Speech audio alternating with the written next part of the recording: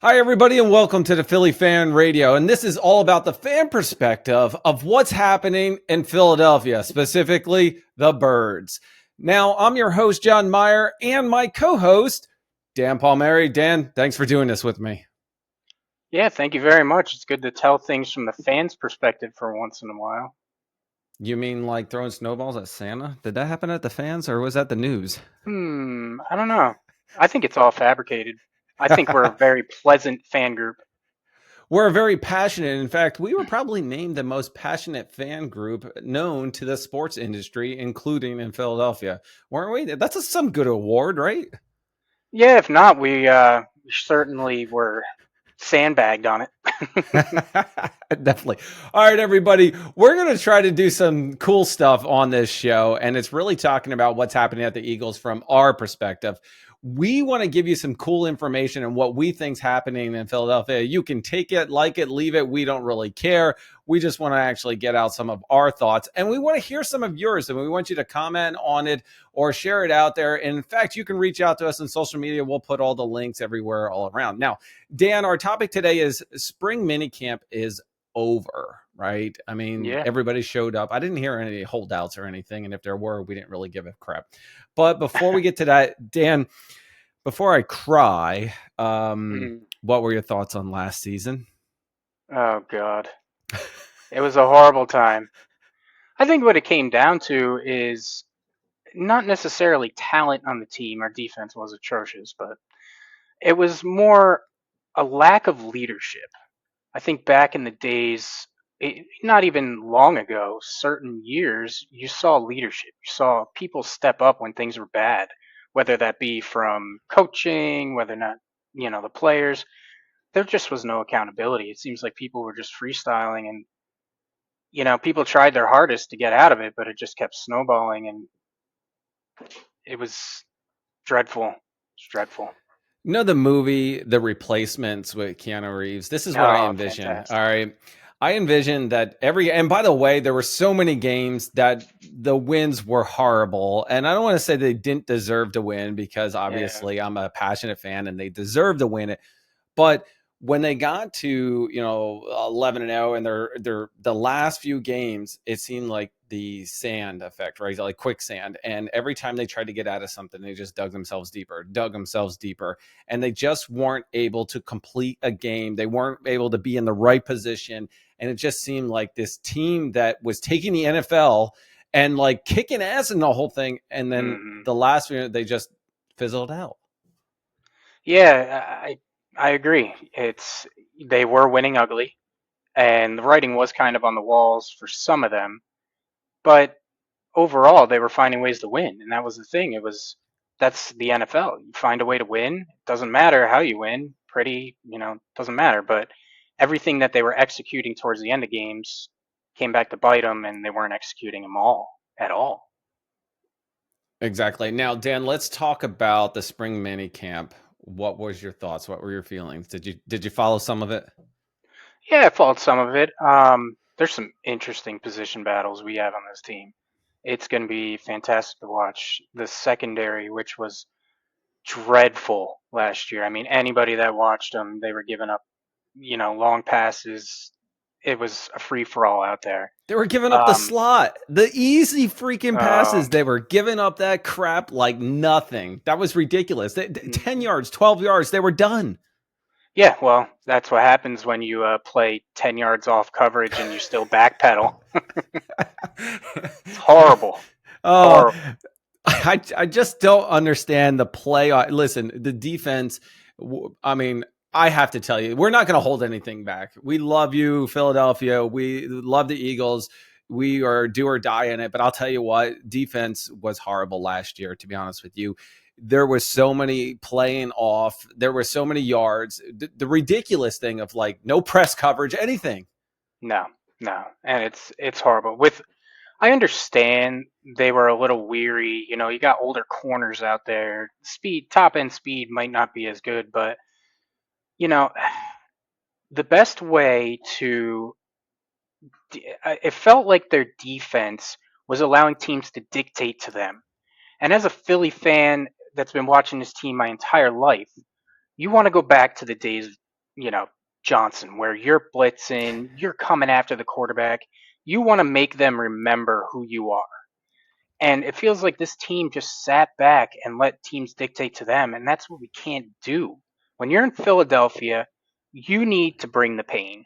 You need to make sure that when they get on the bus to go home, they say, I never want to go back to Philly. Not only were the fans I knew you were absolutely going. dreadful, absolutely dreadful, but we don't want to play that team again. All right. The mini camp was pretty cool because, first of all, the number one person that I personally wanted to see and how he meshed with everybody was Saquon. I have to tell you, seeing Saquon get picked. Now, I'm from Northampton and I'm right next to Whitehall. I know a number of the people that are friends with him and that they tell me all about him and his perspective and how great he is. When he got selected in a draft by the Giants, I was heartbroken because every time I watch the Eagles and Giants, I wanted to root for this guy to do his best, but I'm a diehard fan. And it's like, how can you root for the Giants? But anyway, having him as a running back, oh my God, I just want to see him totally explode. I want his career to just take off. Those second teams that some players go to where they just thrive. Yeah, I think the main thing with it is any Giants fan will tell you is that Saquon's a great running back, but they had no offensive line. I mean, look what happened to Daniel Jones. He got destroyed. From the turf, too? Yeah, no kidding. That's a great play. That was our best defensive play of that of the game. Hell yeah. But, I mean, any running back is going to have issues when you're getting hit 2 yards in the backfield. Saquon's no exception. I think what you have to look at and be hopeful as an Eagles fan is regardless of who we put back there, I mean, look at DeAndre Swift, look at Miles Sanders. If you got an offensive line and you let that running back get some speed, I mean, just let him run downhill, let him cut. I mean, he's a great talent. And I think at this point, I mean, it's been a few years. I think that his ACL's all healed. I know that Giants fans will come out and they'll try to justify getting rid of him by saying, oh, well, he was always injured. But I got news for you. When you got that offensive line and you have, what's his name, Jimmy Cutlets back there throwing passes, I think they're going to key on the running back. Yep, exactly. And that's the biggest thing. If you don't have an offensive line, it doesn't even matter about your running back or even your quarterback. There's no time in the pocket, no time to do anything. Now, Dan, I know we want to make this a short series and we're recording about, I mean, I literally feel like we could go on for hours with this. And in fact, everybody will probably bring a lot more of this content. This is the first one we're kicking off. And I don't even know if I want to call them episodes, maybe call them rants, right? Rant one. Is it called? That's a good idea. Dan, That's I got to tell you what loving our team so heavily for is. It's a gigantic rant. I mean, I'll be honest with you. As a fan, I live and die my week by whether or not the Eagles played well. If they had a bad week on Sunday or they had a bad game on Sunday, my week is shot. I don't care. I'm a miserable person and I don't want to talk to anybody. Especially when you go down to the games and you're coming home. I'm like, oh yeah, fuck, I gotta do this drive home. Oh my God, my anger in traffic on 76 gets a little heavier when that happens. Exactly, Dan. I want to read to you Nick Sirianni's message from minicamp, and I didn't share it beforehand because I'm sorry, I can't stop laughing on some of this. He was asked a bunch of questions. One of them was, what was his message to the team? And I'm going to skip that question, right? I got to go to number 2 on the list. And by the way, this is all from PhiladelphiaEagles.com. We're not adding any fluff or anything. I might paraphrase just a little bit, but I want to give out credit to everybody who actually wrote some of the articles. But it was, how was Jalen Hurts' spring? I think he's done a really nice job adapting to some of the different things that we're doing. I hope you like my Sirianni voice, by the way. And I hear the Italian in your voice. Yeah. Oh, yeah. Some of the there's different concepts. There's similar concept, but those similar concepts, sometimes we're asked him to read it differently than we did in the past.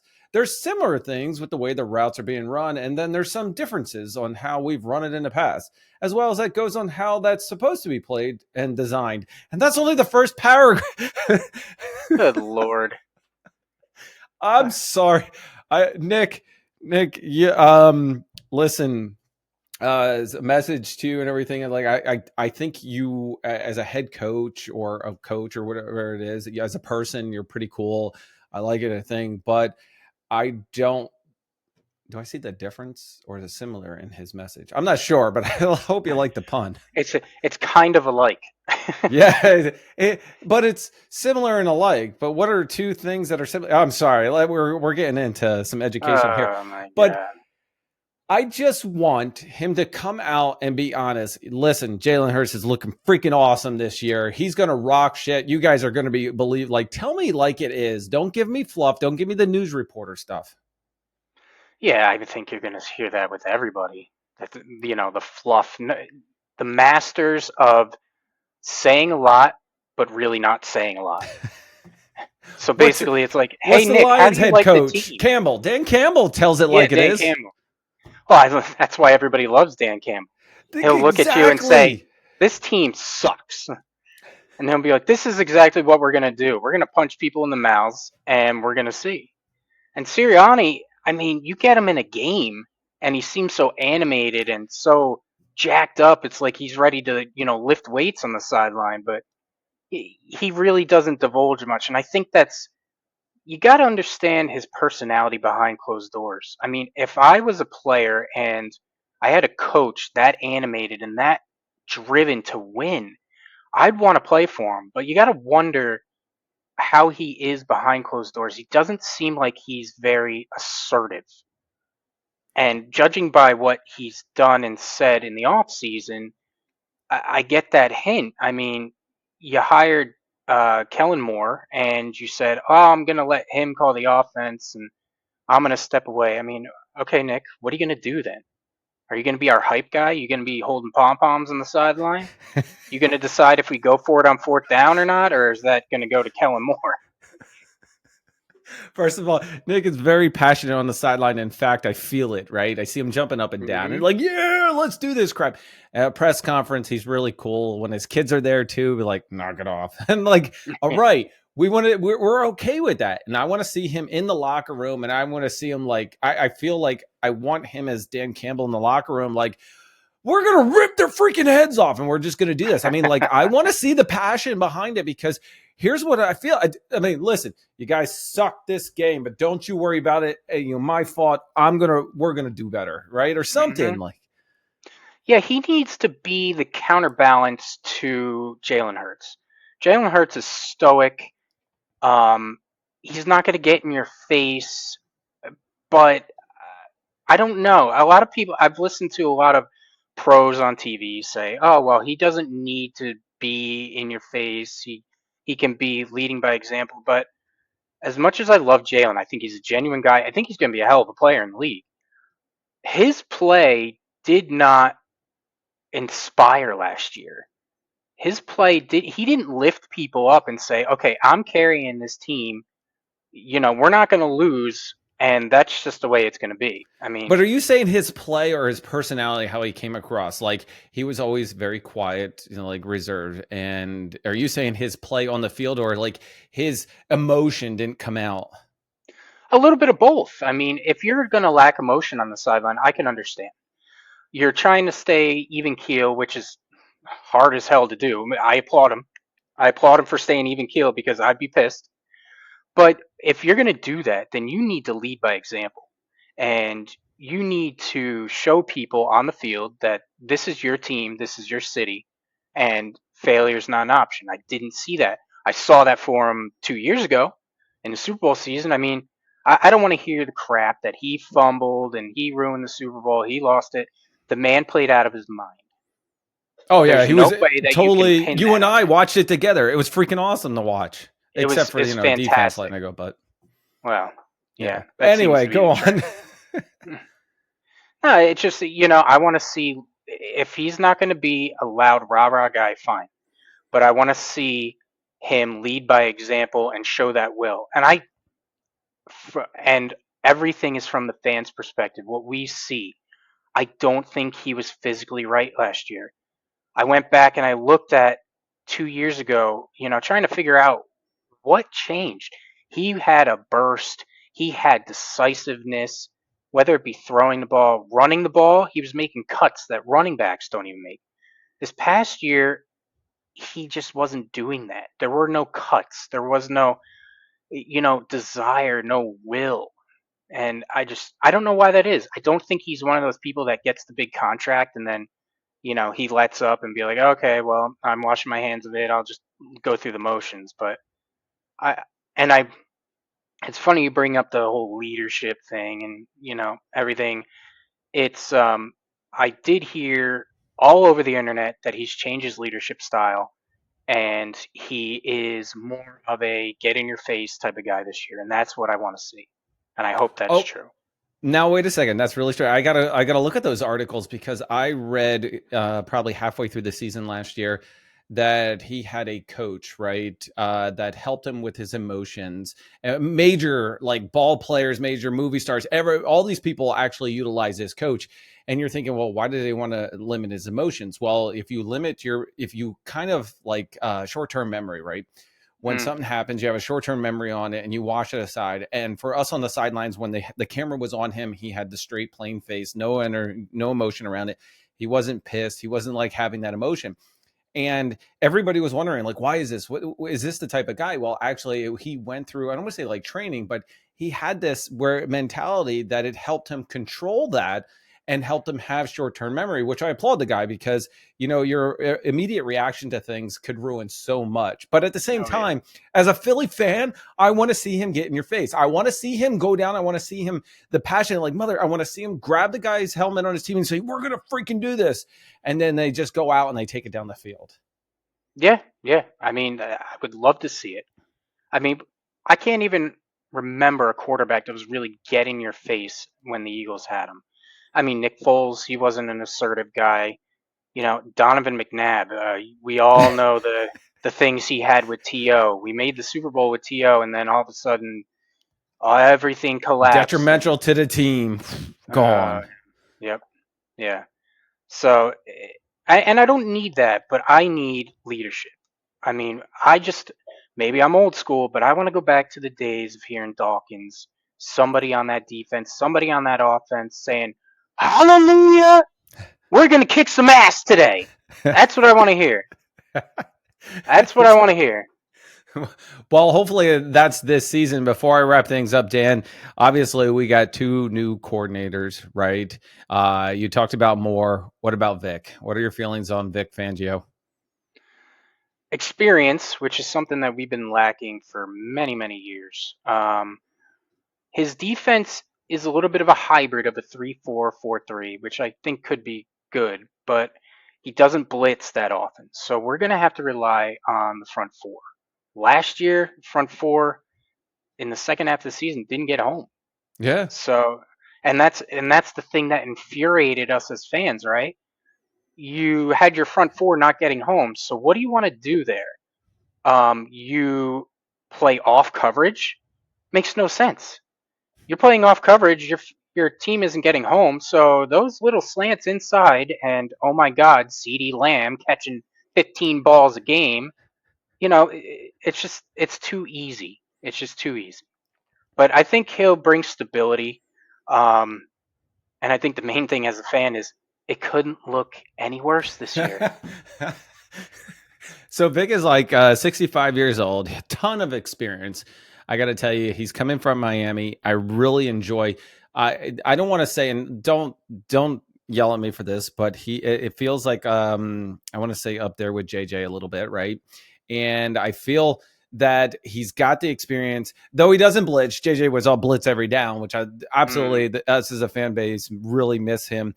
And I agree with you that obviously you can't do any worse, but it's very tough. You're having two new coordinators and we just came off a crappy season, which we just came off Super Bowl. Like what, I mean, obviously this is definitely not a rebuild. If anybody says a rebuild, I'm going to come through and smack you. But no. and just in this, they look freaking phenomenal on paper. I have to tell you. Oh yeah, absolutely. And whole rebuild. Imagine the Philadelphia media if you were to come up there and say, "Oh, we're gonna do a rebuild." there would be riots in the streets. You'd have to They'd be at lube. Novacare. Yeah, you'd have to lube those poles with something better than freaking Crisco. It would be horrible. But yeah, I It mean would. their defense does look good. On paper, of course. And I The love team looks great the. on paper. Don't get me wrong. I mean, Oh obviously, our yeah. offense was always strong. In a general aspect, is that we had a great offense, but I think it goes to your thing with Jalen. You know, where was he last year? What was going on? Will we ever know what's going on? Will it come out later? Who knows? But I don't really give a crap as long as this year is much better. Oh, absolutely, absolutely. And the defense, I love the injection of youth. Got a lot of young guys at that corner position. And I think it's going to be a nice mixture of youth and experience. You got some experienced guys in the back end, and Darius Slay is a great player still in this league, and he's going to help the young guys. Me, from a fan perspective, I hope to God that James Bradbury doesn't see the field at all this season. I don't care if he has a contract incentive or not. I don't want to see him. So I'm really hoping to see their rookie start out. Cooper DeJean, and remember Isaiah Rodgers. This is a guy that was suspended all last year. He comes out, and Howie must have seen something in him to get him as he Yep. was suspended to have him sit a year. So, and from what I'm hearing is he's the starter opposite Darius Slay, which I'm Oh, okay is with. he? I But saw that they were that's what it's still been in in minicamp. competition. Okay. I mean, nobody's going to be anointed the job, but he Yep. was the starter, and supposedly he's looking good in minicamp. That's the thing that got me, is that everybody's saying, "Oh, the defense is destroying the offense in minicamp," which thank God it's minicamp. But everybody's got to get their act together. But I think it's going to be an interesting season. Um, and I I don't want to say I can see them going the 10-1 route, but I think you're going to see them a lot better. And I think as fans, we're going to be back to the upper echelon of NFC teams, and that's all you can ask for, really. All right, so I got to wrap things up with a few announcements. Dan, when is Kelly Green kicking off? There's actually 2 weeks, right, that we're having it. What is it, week 3 with the Jags? Week 3, and I And week believe week 17 with the Cowgirls? 17 against the Cowgirls. Yeah, All right, nothing so like retro playing the Cowgirls. yeah, exactly. Everybody, week 3 Jags, week 17, where against the Cowgirls, you have that. When does training camp kick off? Training camp, it looks like it starts on the 23rd of July.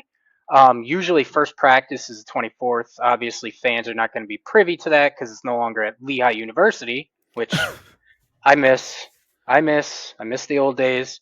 But Who was the idiot that did, like, pulled it from the? Oh, Chip. Yeah, that's right. The oh god, good old Chippy boy. I should we miss. spend an episode just talking about Chip Kelly? Because I could go on a massive rant there. We can. It could be like a throwback to like throw up or something like that because. yeah, yeah, I like that. That's a good headline. All right, we'll put that as the topic. Chip Kelly Thursday throwback to throw up. Oh man, I missed that. I missed the time going there. You could get like all kinds of autographs, the signatures, walk Oh around. yeah, That's when I took my little girl. She was on my head. That was like the last practice. Oh, a little nostalgic. Good old Andy Reid days. yeah. I remember those days. I went a few times. I didn't. I don't believe I brought my kids to it though. They weren't that interested in football. But Mine didn't now have a that I, choice. yeah, no kidding. Yeah, it's he doesn't have a choice now. He's either going to be an Eagles fan or he's going to be disowned at this point. Well, you know me and my kids. They're all the Eagles fans. Oh my God. I remember, and I know I said I'm wrapping things up, but this is what happens when you get talking about Eagles. I remember one of the camps, they had specific tents for certain vendors that you can go into. And I was able to go into the one, and we had Buckhalter come in, Ah, and you were able to ask them one question. And I was like, yo, how are you feeling this season? Are you feeling healthy? And he goes, yeah, I'm feeling really good, blah, blah, blah.